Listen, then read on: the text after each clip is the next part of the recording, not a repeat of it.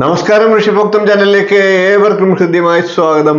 ഏതാനും ദിവസങ്ങളായിട്ട് നാം പുതുവർഷത്തിലെ ഓരോ രാശിക്കൂറുകാരുടെയും സമ്പൂർണ്ണ തൊഴിൽ ഫലങ്ങളെയാണ് പറയുന്നത്. മേടം മുതൽ മകരം വരെയുള്ള രാശിക്കാരുടെ ഫലങ്ങളെ പറഞ്ഞു കഴിഞ്ഞു. ഇന്ന് കുംഭക്കൂറുകാരുടെ ഫലത്തെയാണ് പറയേണ്ടത്. കുംഭക്കൂറിൽ വരുന്നത് അവിട്ടത്തിന്റെ രണ്ടാം പകുതി, ചതയം, പൂരിട്ടാതിയുടെ മുക്കാൽ ഭാഗം എന്നീ നക്ഷത്രങ്ങളാണ്.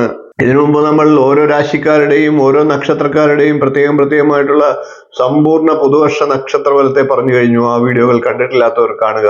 ഇത് വളരെ ചെറിയൊരു വീഡിയോ ആണ്. വീഡിയോ അവസാനം വരെ കാണുക. നമുക്ക് വീഡിയോയിലേക്ക് കിടക്കാം. കുംഭക്കൂറുകാരായിട്ടുള്ള വ്യക്തികൾ തൊഴിൽപരമായി 2024 വളരെയേറെ ശ്രദ്ധയോടുകൂടി മുന്നോട്ട് പോയാൽ 2024 വളരെ ഗംഭീരമായിട്ടുള്ള വർഷമാക്കി മാറ്റിയെടുക്കാനായിട്ട് സാധിക്കും. തൊഴിൽ മാറ്റങ്ങളും സ്ഥലമാറ്റവും ഒക്കെ ആഗ്രഹിക്കുന്നവർക്ക് അതിന് സാധിക്കുന്നതാണ്. എന്നാൽ ചിലപ്പോഴെങ്കിലും അത്തരത്തിലുള്ള മാറ്റങ്ങൾ നിങ്ങളുടെ പദ്ധതികളെയൊക്കെ ചിലപ്പോൾ മാറ്റിമറിച്ചേക്കാം. എന്നാൽ മറ്റ് അസൗകര്യങ്ങളൊക്കെ മാറ്റിവെച്ച് പുറകോട്ട് ചിന്തിക്കാതെ ആ മാറ്റങ്ങളും ഒക്കെ സ്വീകരിച്ച് മുന്നോട്ട് പോകുന്നത് തന്നെയായിരിക്കും നല്ലത്.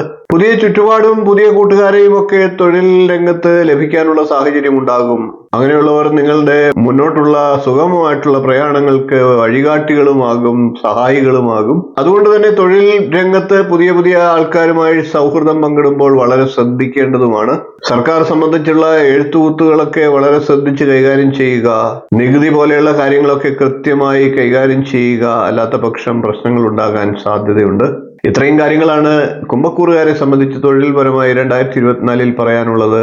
വീഡിയോ ഇഷ്ടപ്പെട്ടുവെങ്കിൽ ഒന്ന് ലൈക്ക് ചെയ്യുക, ഷെയർ ചെയ്ത് മറ്റുള്ളവർക്കും ഈ അറിവ് നൽകുക. ചാനൽ ഒന്ന് സബ്സ്ക്രൈബ് ചെയ്തേക്കുക, നോട്ടിഫിക്കേഷൻ ഒന്ന് ഓൺ ചെയ്ത് വെക്കുക, നിങ്ങളുടെ അഭിപ്രായം കമന്റ് ആയിട്ട് അറിയിക്കുക. അടുത്ത ദിവസം നമുക്ക് മീനക്കൂറുകാരുടെ സമ്പൂർണ്ണ തൊഴിൽപരമായിട്ടുള്ള പുതുവർഷ ഫലവുമായി കാണാം. നന്ദി, നമസ്കാരം, ശുഭദിനം.